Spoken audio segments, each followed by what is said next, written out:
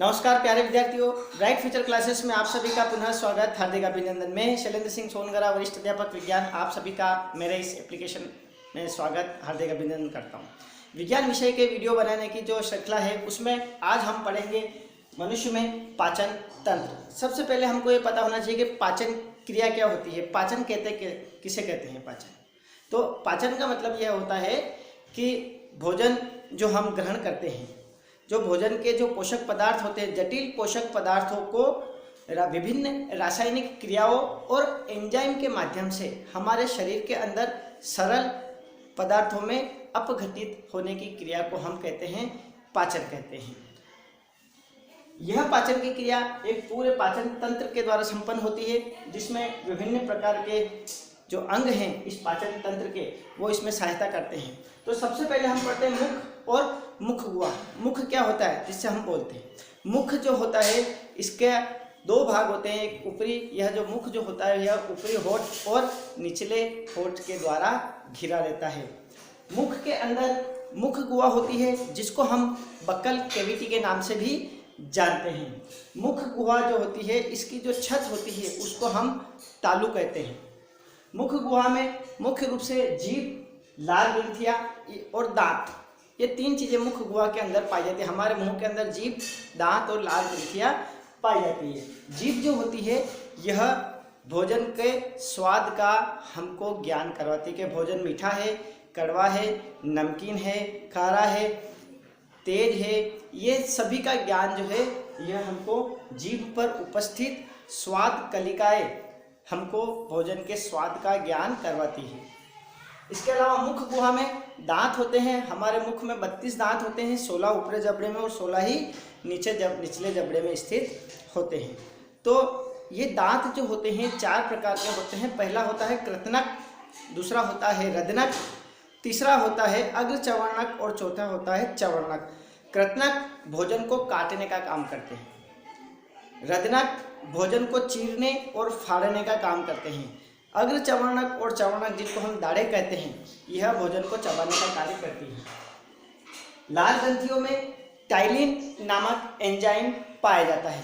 जो टाइलिन नामक एंजाइम जो होता है यह स्टार्च को माल्टोज में बदलने का कार्य करता है। किसको किस में बदलता है? स्टार्च को माल्टोज में बदलने का कार्य करता है। अब मुख गुहा से हम आते हैं ग्रसनी में। ग्रसनी में भोजन निगलने का कार्य होता है। मुख गुहा में भोजन जो होता है वह लार उसमें मिल जाती है और भोजन जो होता है नमी प्राप्त कर लेता है और नमी प्राप्त वाला भोजन आसानी से ग्रसनी में आ जाता है और भोजन निकलने का कार्य ग्रसनी करती है और भोजन जो होगा वह ग्रसनी से सीधा आएगा ग्रसिका में। ग्रसनी और आमाशय के बीच की एक पतली नलिकाकार संरचना होती है जो भोजन को ग्रसनी से आमाशय तक पहुंचाने का कार्य करती है। अब भोजन आ गया है आमाशय में। आमाशय एक थैलीनुमा संरचना होती है जिसमें भोजन इकट्ठा होता है। आमाशय में भोजन एकत्रित हो जाता है, वहाँ पर आमाशय में HCl का स्त्राव होता है, हाइड्रोक्लोरिक अम्ल। यह हाइड्रोक्लोरिक अम्ल भोजन को अम्लीय माध्यम प्रदान करता है। कंपटीशन में भी प्रश्न पूछते हैं और इसमें भी आता ही है प्रश्न कि अम्लीय माध्यम किसमें होता है? कि आमाशय में। क्यों होता है? हाइड्रोक्लोरिक अम्ल के कारण। तो आमाशय में भोजन को अम्लीय माध्यम प्रदान करने का कार्य हाइड्रोक्लोरिक अम्ल करता है, जो कि जीवाणुओं को नष्ट करता है। भोजन और आमाशय जो जीवाणु होंगे हानिकारक, उनको नष्ट करने का कार्य भी यह HCl करता है। प्रोटीन और वसा के पाचन का प्रारंभ, प्रोटीन वाले और वसा के जो भोजन के कण होंगे, जो पदार्थ होंगे, वो उनका पाचन का जो प्रारंभ होगा वह आमाशय में प्रारंभ होता है। आमाशय में विभिन्न प्रकार के एंजाइम भी स्रावित होते हैं, रेनिन और पेप्सिन। रेनिन जो एंजाइम है यह केसिन को पैराकेसिन में बदलने का कार्य करता है, जबकि पेप्सिन प्रोटीन को पेप्टाइड्स में बदलने का कार्य करता है। अब यहाँ से जो भोजन होगा वो जाएगा छोटी आंत में। छोटी आंत में भोजन का पाचन संपन्न होता है। भोजन के पाचन की जो सबसे अधिक क्रिया जो होती है, मतलब भोजन का जो पाचन होगा वह छोटी आंत में होता है। छोटी आंत में अग्नाशय रस अग्नाशय ग्रंथि के द्वारा स्रावित हो जाता है और इस अग्नाशय रस के द्वारा भोजन जो है वो अम्लीय माध्यम से वापस क्षारीय माध्यम में आ जाता है। अग्नाशय रस के द्वारा बहुत सारे एंजाइम यहाँ भोजन में मिल जाते हैं, जिसमें maltase, lactase, sucrase, lipase, trypsin, chymotrypsin, amylase आदि विभिन्न प्रकार के एंजाइम इसके अंदर मिल जाते हैं। माल्टेज एंजाइम जो है यह माल्टोज को ग्लूकोज में बदलने का कार्य करता है। नाम से स्पष्ट है, माल्टेज एंजाइम माल्टोज को ग्लूकोज में बदलता है। लैक्टेज एंजाइम लैक्टोज को ग्लूकोज में बदलने का कार्य करता है। सुक्रेज एंजाइम सुक्रोज को ग्लूकोज में बदलने का कार्य करता है। लाइपेज एंजाइम जो होता है वह वसा को वसीय अम्लों में बदलने का कार्य करता है।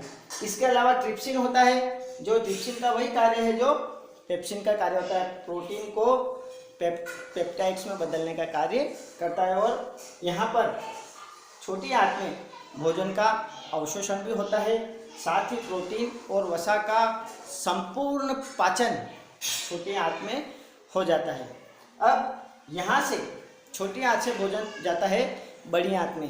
बड़ी आंत में जो पचा हुआ जो भोजन होता है उस पचे हुए भोजन में से जल का अवशोषण कर लिया जाता है और भोजन को ठोस रूप मिल जाता है। अब ठोस भोजन जो है वो छोटी आंत में म्यूकस स्रावित होता है, जो उत्सर्जन की क्रिया में बहुत ही सहायक होता है। और जो पचा हुआ जो भोजन होता है वह उसमें म्यूकस मिल जाता है और उत्सर्जन की क्रिया के द्वारा उस मल को शरीर के बाहर मलाशय में भेज दिया जाता है और मलाशय से मल द्वार के द्वारा शरीर के बाहर त्याग दिया जाता है। तो इस प्रकार जो भी हम भोजन करते हैं वह संपूर्ण क्रिया हमारे शरीर में संपन्न होती है। तो यहाँ पर हम मुख हुआ, ग्रसनिक, ग्रसिका, आमाशय, छोटी आंत, बड़ी आंत, मलाशय, मल द्वार और यहाँ से भोजन की संपूर्ण प्रक्रिया यहाँ पर संपन्न होती है।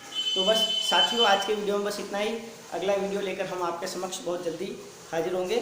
Thank you very much. अगर आपको वीडियो अगर अच्छा लगा हो तो आप अपने स्टूडेंट्स, अपने मित्रों से हमारे इस ऐप को, ब्राइट फ्यूचर क्लासेस को प्ले स्टोर से निःशुल्क डाउनलोड कर सकते हैं, जहां आपको ऐसे वीडियो प्रतिदिन आपको मिलेंगे। साथ ही आपकी पाठ्य पुस्तक के समस्त प्रश्नों के वीडियो उसमें हमने अपलोड कर रखे हैं। साथ ही इम्पोर्टेंट प्रश्न के वीडियोस और इसके अलावा जितने भी